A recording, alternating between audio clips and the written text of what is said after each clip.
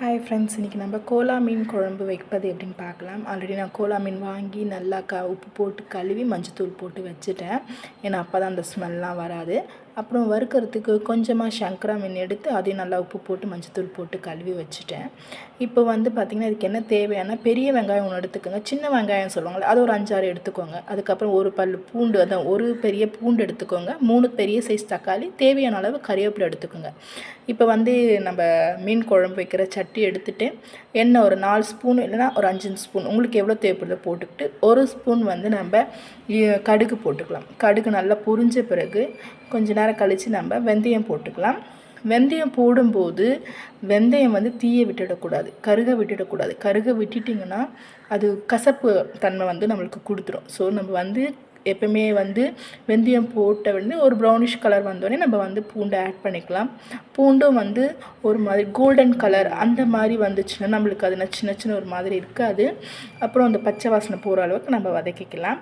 நல்லா golden colour வரட்டும். கொஞ்சம் அதுக்குன்னு ரொம்ப கோல்டன் கலர் வரக்கூடாது, லைட் கோல்டன் கலர் வந்துச்சுனாவே அது நல்லா தான் இருக்கும் மீன் குழம்புக்கு. ஸோ இப்போ வந்து பார்த்திங்கன்னா அது லைட் கோல்டன் கலர் லைட்டாக வர ஆரம்பிச்சிச்சு. இப்போ பாருங்கள், லைட் கோல்டன் கலர் வந்துடுச்சு.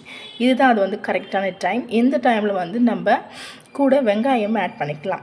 வெங்காயம் ஆட் பண்ணிவிட்டு நம்ம நல்லா வதக்கி விடலாம். ஒரு 5 நிமிஷம் அது மாதிரி வந்து வெங்காயமும் அதே மாதிரி கோல்டன் கலரில் வரணும். கோல்டன் கலர் வந்துடுச்சுன்னா நல்லாயிருக்கும். அதனால் நம்ம கொஞ்சம் நல்லா அதை வதக்கி விட்டுடலாம். இப்போ லைட்டாக கோல்டன் கலர் வந்திருக்கு. ஸோ இந்த டைமில் வந்து நம்ம கறிவேப்பிலை இருக்குல்ல, கறிவேப்பிலை லீவ்ஸ் வந்து நம்ம ஆட் பண்ணிக்கலாம்.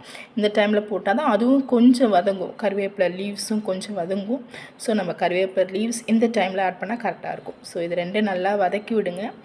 நல்லா ஒரு 5 நிமிஷம் ஒரு 4 நிமிஷம் வதக்கி விட்டுட்டிங்கன்னா அதுக்கப்புறம் நம்ம வந்து தக்காளி ஆட் பண்ணலாம். தக்காளி ஆட் பண்ணால் இந்த ஸ்டேஜில் தான் ஆட் பண்ணால் கரெக்டாக இருக்கும். இப்போ நம்ம தக்காளியும் ஆட் பண்ணியாச்சு. ஸோ நம்ம நல்லா வதக்கி விடலாம்.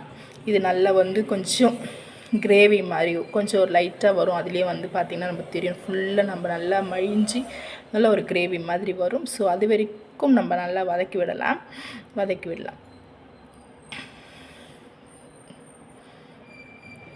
இப்போ நல்லா பார்த்திங்கன்னா கொதிச்சு வந்துடுச்சு, நல்லா கொதிக்குது. இந்த டைமில் நான் ஆல்ரெடி வந்து புளி வந்து ஒரு பெரிய வந்து லெமன் சைஸில் நான் பெரிய புளி வந்து ஊற வச்சுட்டேன். அதில் வந்து மஞ்சத்தூள், கொஞ்சம் உப்பு. இந்த டைமில் நம்ம காரம் உங்களுக்கு எவ்வளோ தேவைப்படுதோ, நான் 1 கிலோவுக்கு வந்து பார்த்திங்கன்னா 4 ஸ்பூன் போட்டு நல்லா கரைச்சி அதை வந்து நான் இதில் ஆட் பண்ணிக்கினேன். ஸோ இதுதான் வந்து உங்களுக்கு மெயினாகவே கிடைக்கும். ஏன்னா நீங்கள் இது எவ்வளோ பண்ணுறீங்களோ நம்மளுக்கு வந்து ரொம்ப தண்ணியாக இருக்கக்கூடாது, ஓரளவுக்கு கெட்டியான பதத்தில் இருக்கணும். ஸோ அப்போ தான் உங்களுக்கு வந்து குழம்பு நல்லாயிருக்கும்.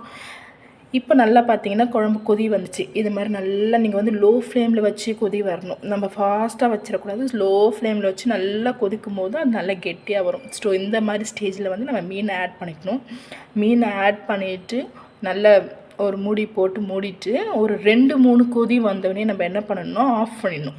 ரொம்ப வந்து நம்ம வேக வச்சோன்னா மீன் வந்து குழஞ்சிடும். ஸோ இந்த மாதிரி வந்துட்டு இந்த மாதிரி கேவி வந்துச்சுன்னா நம்ம வந்து கொத்தமல்லி போட்டு ஆஃப் பண்ணிக்கலாம். இப்போ சுவையான கோலா மீன் குழம்பு வந்துடுச்சு. நீங்கள் சீரியஸாக இது ஒரு மாதிரி ட்ரை பண்ணி பாருங்கள். சீரியஸாகவே நல்லாயிருக்கும், சூப்பராகவும் இருக்கும். சிம்பிளாக தான் இருக்கும், பட் சூப்பராக இருக்கும். வச்சு ட்ரை பண்ணி பாருங்கள்.